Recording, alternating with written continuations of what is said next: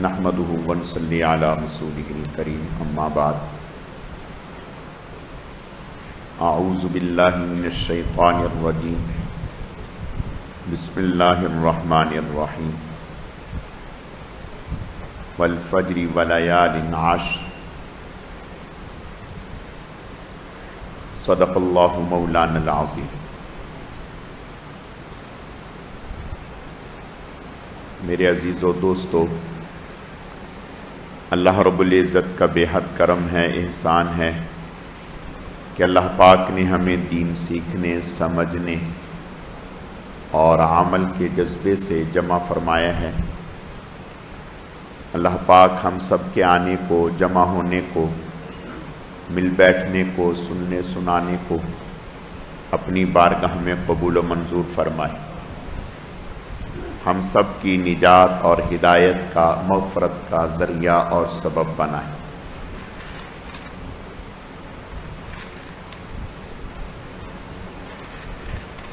آج جو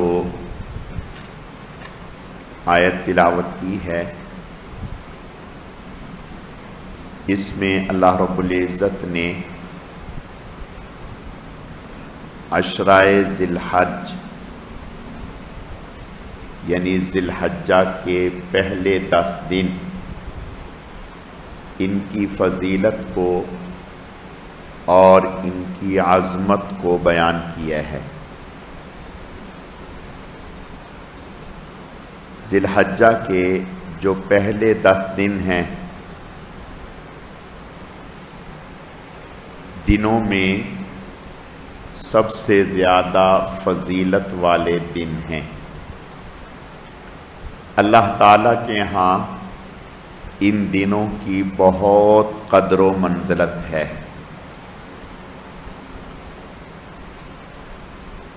پہلی چیز تو یہ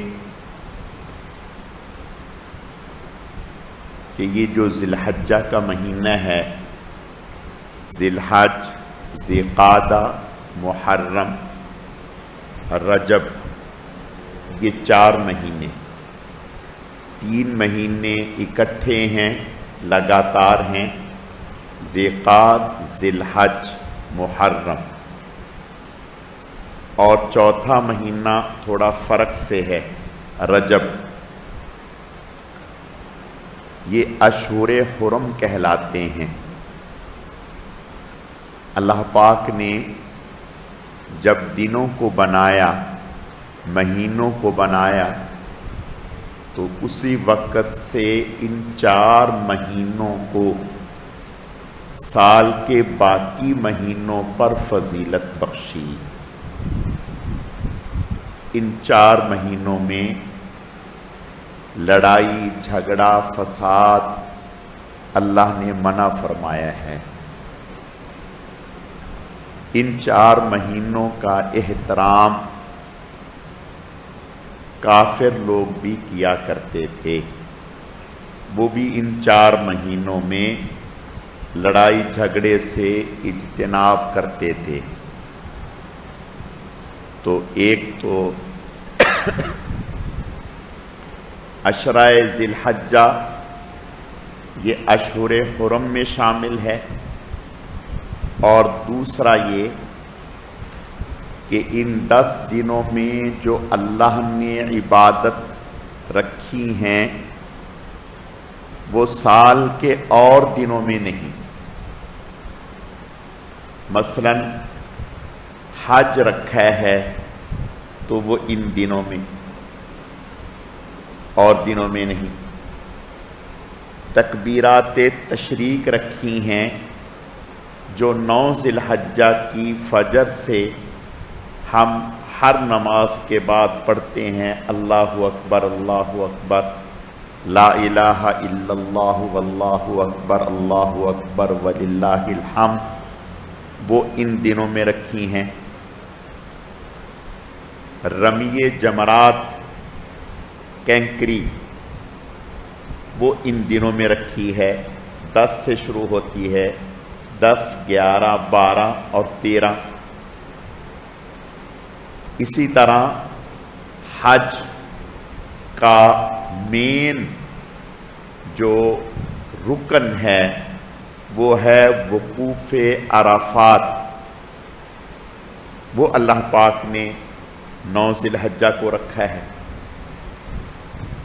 اسی طرح مزدلفہ اور منام قیام وہ ان دنوں میں رکھا ہے.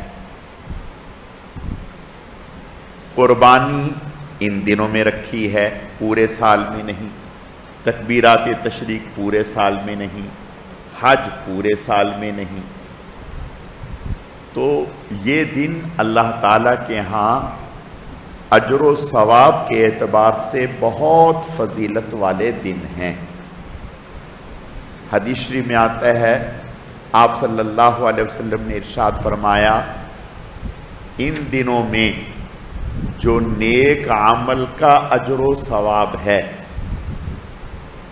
وہ نیک اعمال کسی بھی اعتبار سے ہوں، تلاوت کے اعتبار سے، ذکر کے اعتبار سے، نوافل کے اعتبار سے، تسبیحات کے اعتبار سے، ذکر کے اعتبار سے، درود شریف کے اعتبار سے، صدقہ اور خیرات کے اعتبار سے، کسی بھی اعتبار سے ہوں، جو اجر و ثواب اللہ پاک نے ان دنوں میں رکھا ہے وہ کسی اور دن میں نہیں اور کسی اور عمل میں بھی نہیں. صحابہ کرام نے حضور سے پوچھا یا رسول اللہ صلی اللہ علیہ وسلم ان دنوں میں جو اجر و ثواب آپ فرما رہے ہیں کیا جہاد کا بھی اتنا اجر و ثواب نہیں؟ یعنی ایک تو ہے ان دنوں میں کوئی آدمی نیک اعمال کر رہا ہے اور ایک آدمی جہاد پہ گیا ہوا ہے، جہاد کر رہا ہے، تو جہاد پر بھی اجر و ثواب اتنا نہیں. آپ نے فرمایا ہاں ان دنوں کا اجر و ثواب جہاد سے بھی زیادہ ہے. فرمایا ایک شکل ایسی ہے جس میں جہاد کا اجر و ثواب اس کے برابر ہو جاتا ہے. وہ شکل یہ کہ ایک آدمی جہاد کے لیے گیا تو وہ جب جہاد کے لیے گیا تو وہاں کافروں کے مقابلے میں اس کی سواری بھی قربان ہو گئی، خود بھی شہید ہو گیا، مال بھی خرچ ہو گیا، کچھ بچا ہی نہیں. دیکھیے یعنی جہاد پر گیا، سواری بھی ختم ہو گئی، خود بھی شہید ہو گیا، مال بھی قربان ہو گیا، ختم ہو گیا. فرمایا یہ اجر و ثواب میں اس کے برابر ہے، ورنہ کوئی عمل اس کے برابر نہیں ہے. اور یہ دن ایسے مبارک ہیں، ایسے مبارک ہیں کہ اللہ پاک نے جو سب سے بڑی دولت تھی وہ 9 ذی الحجہ کو، 10 ذی الحجہ کو اللہ نے عطا کی، بلکہ 9 ذی الحجہ کو، 9 ذی الحجہ عرفات کے موقع پر. اور وہ کیا تھی؟ وہ یہ تھی الیوم اکملت لکم دینکم واتممت علیکم نعمتی ورضیت لکم الاسلام دینا. آج کے دن میں نے آپ پر آپ کا دین مکمل کر دیا.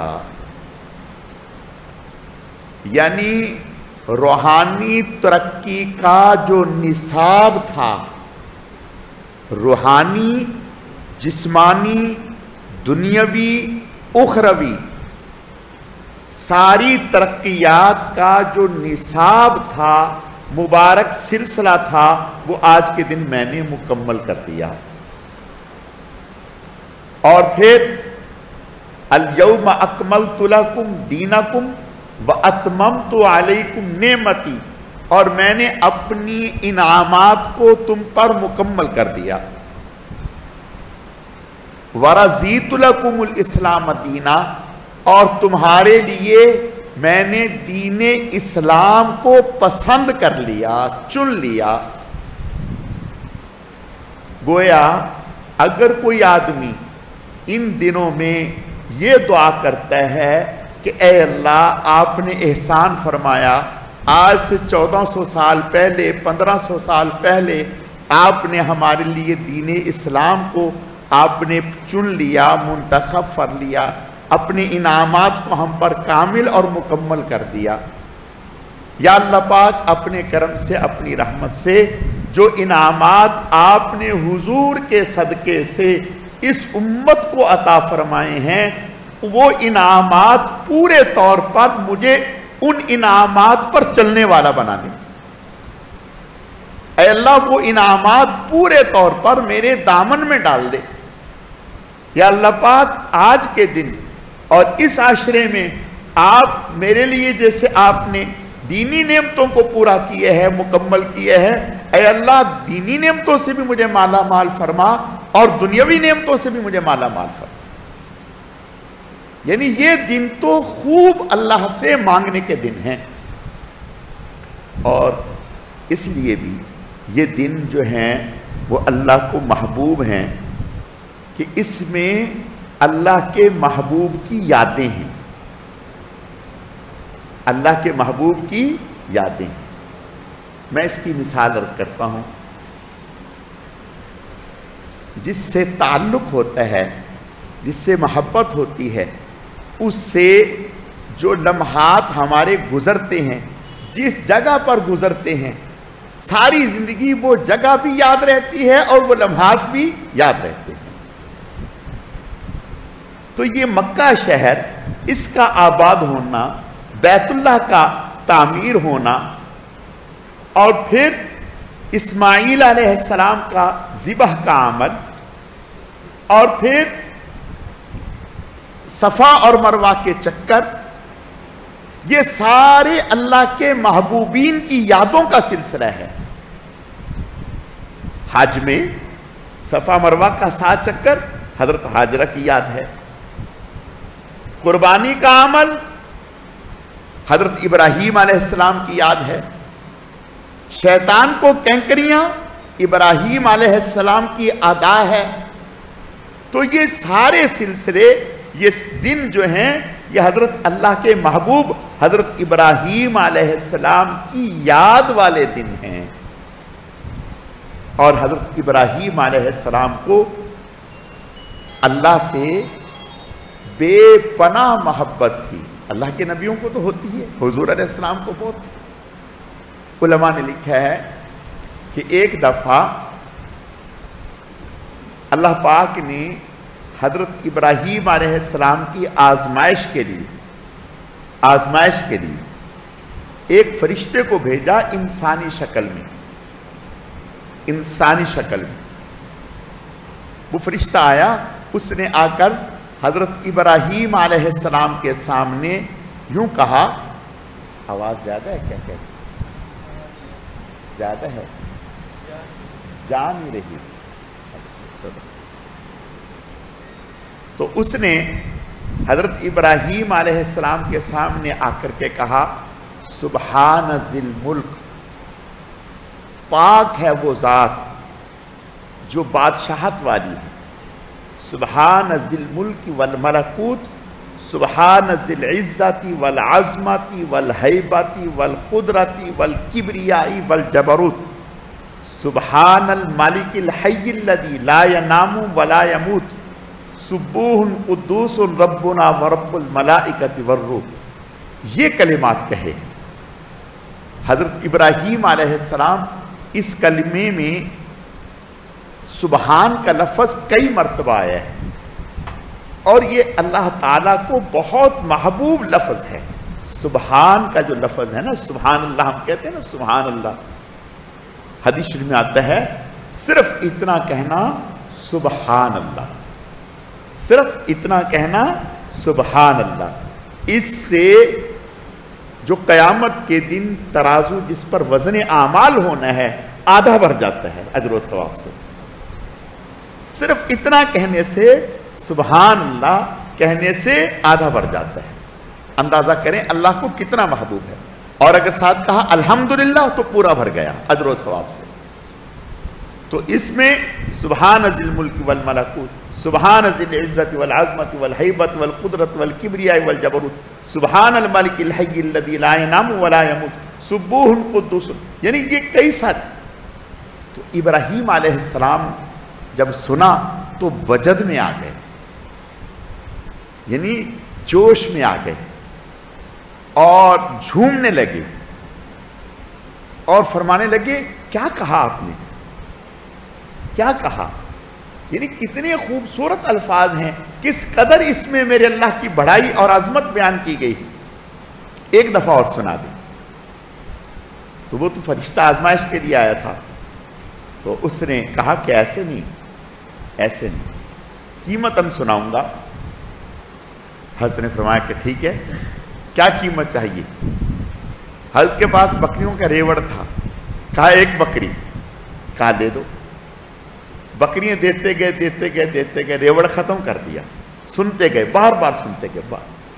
جب ریوڑ ختم ہو گیا تو کہا پھر سناؤ. اس نے کہا کہ اب کیا دو گے، اب کیا دو گے. کہا کہ اب تمہیں بکریاں چرانے کے لیے چرواہے کی ضرورت ہوگی تو وہ مجھے رکھ لینا. پھر اس نے کہا کہ میں تو فرشتہ ہوں، اللہ نے امتحان کے لیے بھیجا تھا، آزمائنے کے لیے کہ آپ کے دل میں کیا محبت. تو اللہ پاک نے حضرت ابراہیم کو خلیل کہا، دوست خلیل کہا. تو یہ جو دن ہیں یہ تو حضرت ابراہیم علیہ السلام کی یاد کے دن ہیں، اور یہ حاجی جو عمل کرتے ہیں وہ تو حقیقت میں ابراہیم علیہ السلام کی یاد ہے. عشق و محبت کا ایک حج جو ہے، حج تو عشق و محبت کا نام ہے. سر ننگا ہے، سر کھلا ہے اور کندھا کھلا ہے اور ایک ہی ترانہ ہے، لبیک لبیک اللہم لبیک لبیک لا شریک لک لبیک ان الحمد والنعمت لک والملک لا شریک لک. کبھی بھاگ رہا ہے، کبھی رک رہا ہے، کبھی کھڑے ہو رہا ہے، کبھی پتھر مار رہا ہے، کبھی کچھ کبھی کچھ، کبھی صحرا میں جا رہا ہے، کبھی شہر میں آ رہا ہے. یہ کیا ہے؟ اور اللہ پاک نے یہ سلسلہ انہی دنوں میں رکھا ہے. اور حدیث شریف میں آتا ہے کہ ان دنوں میں لا الہ الا اللہ اٹھتے بیٹھتے چلتے پھرتے لا الہ الا اللہ کرتے، کہیں لا الہ الا اللہ لا الہ الا اللہ لا الہ الا اللہ، اٹھتے بیٹھتے سبحان اللہ سبحان اللہ الحمدللہ الحمدللہ. اللہ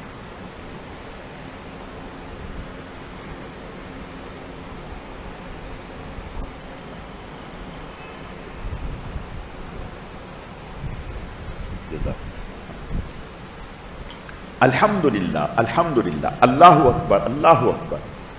یہ کثرت کر دی، وہ ترانہ بنا دی، زبان پر یہ ورد جاری کر لے، لا الہ الا اللہ لا الہ الا اللہ لا الہ الا اللہ.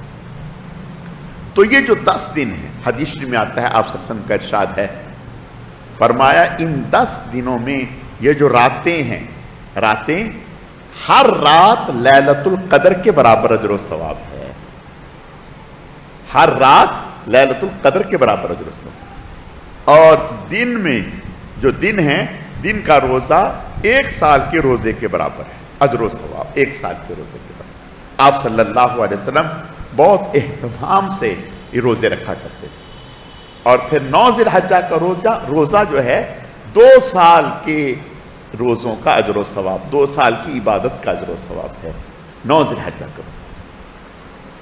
تو بھائی ایک تو یہ عرض کرنا ہے کہ طے کر لیں کہ ہم نے یہ جو 10 دن ہیں، ان 10 دنوں میں 1 منٹ بھی ضائع نہیں ہونے دیں. اچھا ایک بات یاد رکھیں، یہ چونکہ بقرعید کا دن ہوتا ہے، بقرعید کا موقع ہوتا ہے. اب ہمیں دیکھو، میں یہ نہیں کہتا گائے خریدنا، اچھی خریدنا ٹھیک ہے، ایک اچھا کام ہے، لیکن یہ مطلب نہیں کہ اپنا رات دن گائے کے پیچھے لگ جائیں، گائے بن جائیں. نہیں، دیکھیے گائے ٹھیک ہے آپ لے آئے، بہت اچھی بات ہے، لیکن کچھ وقت اس کے لیے، باقی وقت اپنا، اب ساری رات بیٹھے ہیں گائے کے سرہانے، سارا دن بیٹھے ہیں گائے کے سرہانے، جو तज़किरा हो रहा है गाय का हो रहा है, जो तज़किरा हो रहा है मंडी में भाव का हो रहा है, जो तज़किरा हो रहा है खुराट गाय का हो रहा है, ये क्या बात हुई? गोया है ये हमारे 10 दिन तो गाय के नाम के हो गए। नहीं, ऐसा ना करें, अपना तय करें, वक्त तय करें, और बस गाय का तज़किरा इतना ही हो कि गाय लाए और बंद, बस उसके अलावा बस खत्म, और कुछ नहीं। अब ये गाय का तज़किरा करने के लिए दिन कोई है, ये तो ला इलाहा इल्लल्लाह कहने के लिए दिन है, सुभान अल्लाह कहने के लिए दिन है, अल्हम्दुलिल्लाह कहने के लिए दिन है, दुआएं मांगने के दिन है। याद रखो, जो अल्लाह अरफात में हाजी की जबान से निकली हुई दुआ को कबूल कर रहे हैं, आप और मैं नहीं चाहते कि हम अरफात पहुंचे, बोलो चाहते हैं ना, लेकिन हालात की वजह से हम नहीं जा पा रहे हैं। तो क्या वो अल्लाह जो वहां हाजी की अरफात में दुआ कबूल कर रहा है, हमारे दिल में भी वही तड़प है जो अरफात में हाजी की है, तो हम यहां बैठे हैं इस वजह से अल्लाह हमारी दुआ को छोड़ देंगे? नहीं, ऐसा नहीं है। मैं एक बात कहता हूं, जिलहज्जा के अलावा किसी और दिन जाके अरफात में दुआ मांग लें। अरफात की जो मकबूलियत है वो तो 9 जिलहज्जा की वजह से है। बात समझ में आ रही? वो तो 9 जिलहज्जा की वजह से है, गोया असल फजीलत तो 9 जिलहज्जा की है। तो 9 जिलहज्जा को जो इबादत कर रहा है, किसी को अल्लाह ने अरफात में बुला लिया, किसी को जो यहां है वो यहां क्यों महरूम है, उसको यहां भी मेहनत करनी चाहिए, रोजा रखना चाहिए, दुआ करनी चाहिए, खूब दुआ करनी चाहिए। अपने देखें, ये दिन दुआ के हैं, अल्लाह से लेने के हैं, अल्लाह से मांगने के हैं, अल्लाह से अपने आप को मनवाने के हैं, अपनी जरूरतों अल्लाह के सामने रखने के हैं। तो कोशिश करें, ये जो 10 दिन हैं, 10 दिन, इन 10 दिनों में जिक्रुल्लाह, उठते बैठते चलते फिरते अल्लाह का जिक्र जुबान पर, ला इलाहा इल्लल्लाह, ला इलाहा इल्लल्लाह, ला इलाहा इल्लल्लाह, कुरान की तिलावत, दुरूद शरीफ। और दुकान पर बैठे हैं तो ये जिक्र करते नहीं। अच्छा भाई, अब ये दिन हम कैसे कीमती बनाएं? एक बात याद रखो, अगर आप अपना टाइम टेबल सेट नहीं करोगे, आप कुछ भी नहीं कर सकते, नहीं कर सकते कुछ। मैं एक बात पूछता हूं, एक आदमी उसने ऑफिस पहुंचना है 7 बजे या 8 बजे, तो वो टाइम टेबल सेट नहीं करता कि मैं इतने बजे उठना है, मैं इतने बजे नहाना है, इतने बजे नाश्ता करना है, और इतने बजे मैंने निकलना है, और इतने वक्त का मेरा सफर है, इतने वक्त वहां पहुंचना है। या वो अल्लाह के भरोसे पर सो गया और कहा जब आंख खुल गई देख लेंगे, ऐसे तो कभी भी नहीं पहुंच सकेगा। जैसे नौकरी पेशा लोग, दुकानदार लोग, कारोबारी लोग, पढ़ने वाले लोग, यूनिवर्सिटी जाने वाले लोग, कॉलेज वाले लोग, स्कूल वाले लोग, वो अपना टाइम सेट करते हैं, अपना शेड्यूल बनाते हैं, अपना नज़म बनाते हैं, हमने कितने बजे उठना है, और अपने नाश्ता कितनी देर में करना है, और नहाने से, वजू अस्तंजी से कितनी देर में फारग होना है, कपड़े जाना है। जैसे ये टाइम तय करते हैं, इसी तरह हम 10 दिनों का, अभी अल्लाह ने हमें एक दिन बीच में दे दिया, कल का दिन है, कल का दिन अपना तय करें, और क्या अपना इबादत का वक्त थोड़ा बढ़ाएं, इबादत का वक्त भी बढ़ाएं और आमाल भी बढ़ाएं। मसलन आप यौमिया 1 पारा तिलावत करते हैं, इन 10 दिनों में आप तरतीब बनाएं कि 3 पारे तिलावत करनी, कम अज कम 3 पारे तिलावत करनी। और जिन्हें अल्लाह पाक ने इससे ज्यादा फुर्सत दी है वो 5 पारे कर लें, 5 पारे तिलावत। अच्छा भाई, और ला इलाहा इल्लल्लाह कम अज कम मैंने हर नमाज के साथ 5 तस्बीह करनी है, और अगर इससे ज्यादा अल्लाह करा दें तो बहुत अच्छी बात है।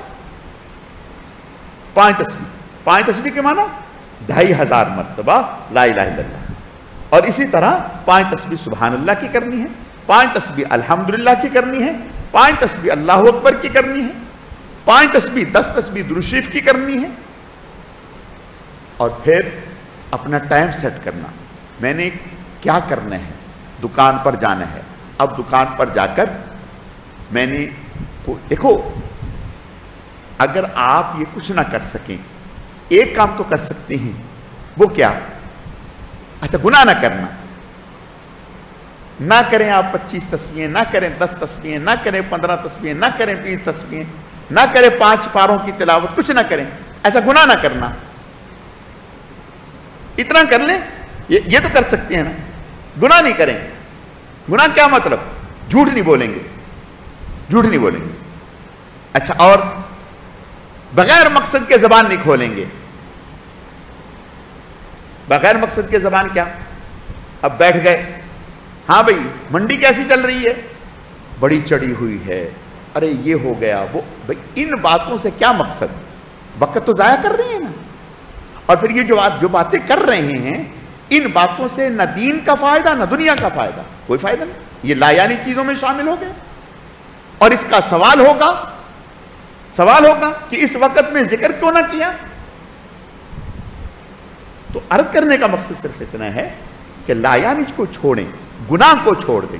زبان کے گناہ، آنکھ کے گناہ، کان کے گناہ. اور رمضان والے مزے نہ ڈھونڈنا. رمضان میں تو شیطان کو اللہ نے جکڑ دیا تھا، شیطان کو جکڑ دیا تھا. اور یہاں تو آ کر شیطان آپ کی گدی سے پکڑے گا. ہاں، شیطان گدی سے پکڑے گا اور پکڑ کے کبھی ادھر گھمائے گا، کبھی ادھر گھمائے گا. یہ دیکھ، وہ دیکھ، یہ کر، وہ کر، یہ چیز لا، وہ چیز لا. سمجھنے بات کو؟ تو شیطان، اس کو بھی پتہ ہے کہ یہ 10 دن بڑے قیمتی ہیں. اس نے جال پہلے سے تیار کر رکھا ہے. جیسے ہی 10 دن شروع ہوں گے ایسا جال ڈالے گا کہ آپ کو ہوش نہیں لینے دے گا. لیکن خواجہ عزیز الحسن مجذوب رحمت اللہ علیہ بہت عمدہ بات کہتے نہ چت کر سکے نفس کے پہلواں کو تو یوں ہاتھ پاؤں بھی ڈھیلے نہ ڈالے. نہ چت کر سکے نفس کے پہلواں کو تو یوں ہاتھ پاؤں بھی ڈھیلے نہ ڈالے. ارے اس سے کشتی تو ہے عمر بھر کی، کبھی وہ دبا لے کبھی تو دبا لے.